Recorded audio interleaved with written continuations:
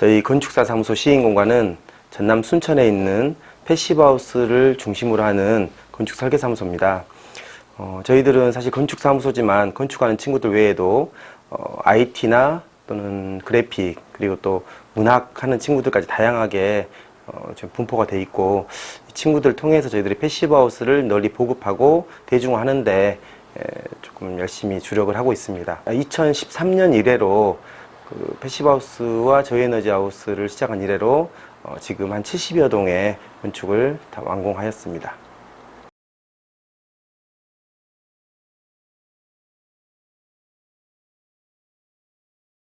패시브하우스는 어려운 게 아니고요. 우리 모든 건축주들이 원하는 그런 집입니다. 저희들이 단열, 기밀, 시스템 창호, 그다음에 열교가 없는 것, 그리고 열외수 환기 장치 등 여러 가지 패시브하우스를 설명할 수 있는 단어들이 있지만, 그것들을 통해서 궁극적으로 구현하고자 했던 것들이 사실 여름에 시원하고 겨울에 따뜻한 집, 그리고 곰팡이가 피지 않는 집, 결로가 맺히지 않는 집, 우풍이 없는 집, 상쾌한 공기질이 유지되는 집을 구현하고 싶어 했기 때문에 저희들이 사실 이것은 어떤 건축물이든지 추구해야 될 그런 가치라고 생각합니다.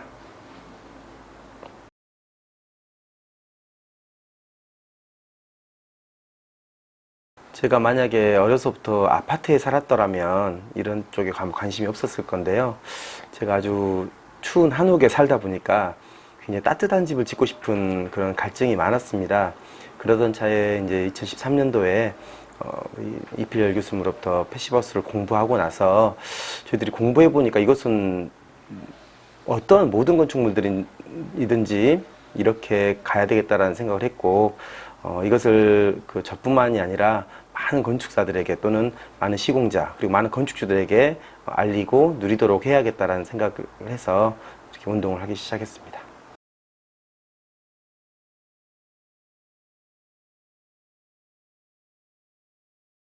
제가 조금 느리기도 하고 이제 산만해서 그런지 모르겠지만, 저는 어떤 일을 시작할 때 빠르게 진행을 하지 않는 편이거든요. 그래서 우리 건축주를 생각하면서 제가 시간을 좀 두면서 그 일을 머릿속엔 두되 계속 이렇게 장소를 이동해 가면서 여러 사람들도 만나고 여행도 다니고, 그런 것들이 어떤 창의적인 생각의 원천이라고 생각을 하고 있고, 저희들이 또 생태 건축을 추구하는 사무실이다 보니까 저희들이 환경 분야의 여러 사람들 만나는 것도 설계에 큰 도움이 되는 것 같습니다.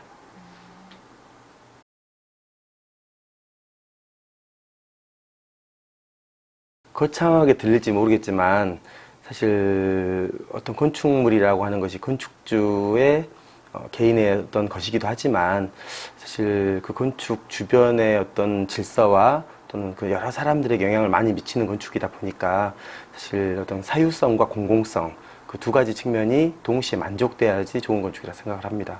그리고 더 나아가서 사실 우리가 살고 있는 이 지구나 이런 생태계 모두에게도 이익이 될 수 있는 그런 지속 가능한 건축, 그런 건축이 되도록 생각을 하고 있습니다.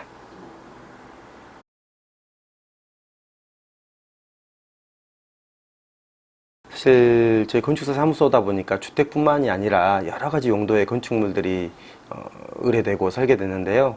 어떤 용도를 할지라도 저희들은 가급적 패시브하우스 기술 요소를 적용하려고 노력을 하고 있습니다.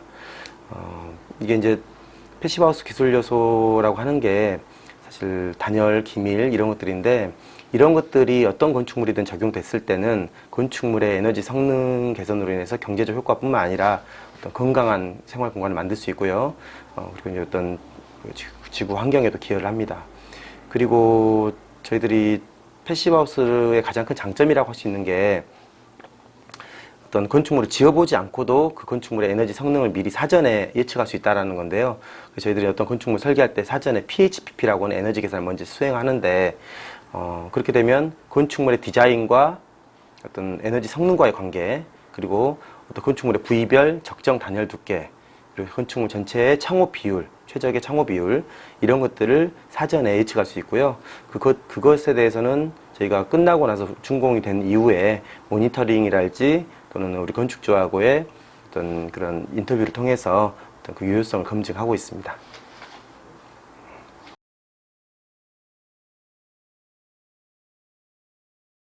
아마 저뿐만 아니라 모든 건축가들이 그러겠지만 사실 건축물이라고 하는 것이 하나의 도시의 어떤 대지에 존재하는 것이기 때문에 이 건축물과 그 주변과의 관계 맺음 이런 것들에 대해서 아무래도 많이 생각하는 것 같습니다. 그러다 보니 건축물과 외부 공간과의 사이 매개 공간, 사실 그래서 보통은 평면을 먼저 계획하기 쉽지만 저 같은 경우는 어떤 배치 계획에서 그런 부분들 충분히 검토하고 평면으로 접근을 하고 있습니다.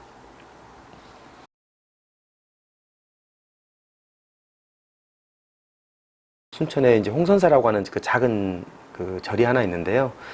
그곳에 순천 최초로 진행했던 선양다원이라고 하는 패시브하우스 프로젝트입니다. 사실 설계뿐만이 아니라 그는 시공하는 과정 내내 제가 거의 현장에 머물다시피 했는데요. 사실 이 불교의 가치와 패시브하우스 가치가 굉장히 많은 닮은 공통점이 있어요.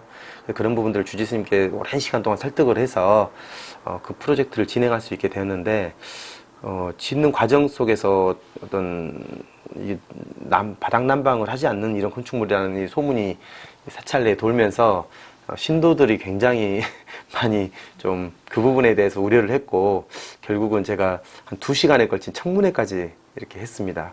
근데 이제 겨우겨우 설득해서 저희들이 이제 진행을 해서 결국 완공했는데 이제 다 짓고 나서 한 겨울과 여름을 이제 지내보고 나니 낮에는 굉장히 햇빛으로 인해서 충분한 난방이 되고 또 만약 밤에는 주로 사용하지 않지만 사용할 때는 아주 작은 라디에이터로서 소량의 난방으로도 충분히 난방이 됐고요.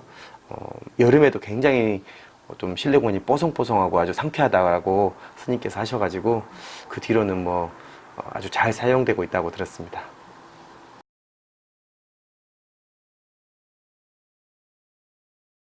순천이라고 하는 지방 도시에서 사실 패시브하우스를 적용하려다 보니까 이제 인프라가 일단 가장 없었습니다. 설계하는 사람도 적었고 시공하는 사람도 그만큼 적었고 또 자재를 수급하는 문제에서도 어려움이 많았어요. 그래서 저희들의 어떤 그런 뜻을 실현하는데 저희들의 의지는 좋았지만 또 막상 그런 것을 하나하나 풀어가는 과정에서 건축주들이 이제 이해하지 못하는 부분들도 많이 있었고 저희들끼리 하는 얘기로 우리 패시브하우스 하는 사람들은 좀 극한 직업에 나가야 되지 않냐 이런 얘기를 할 정도로 나름대로 좀 그런 부분이 어려웠는데 지금은 이제 시간이 오래 지나고 노력한 덕분에 많은 부분들이 해결돼서 좋아졌습니다.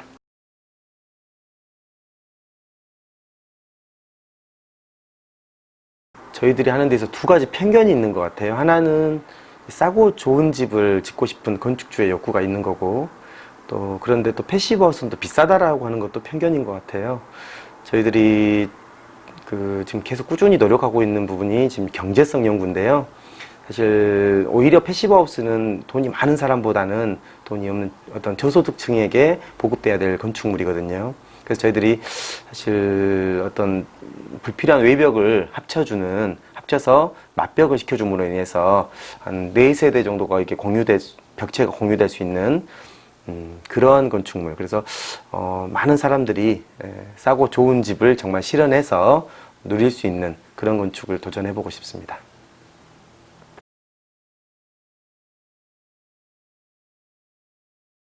저도 그랬지만 지금도 학교에서는 좋은 디자인이라고 하는 것을 많이 가르치고 있죠.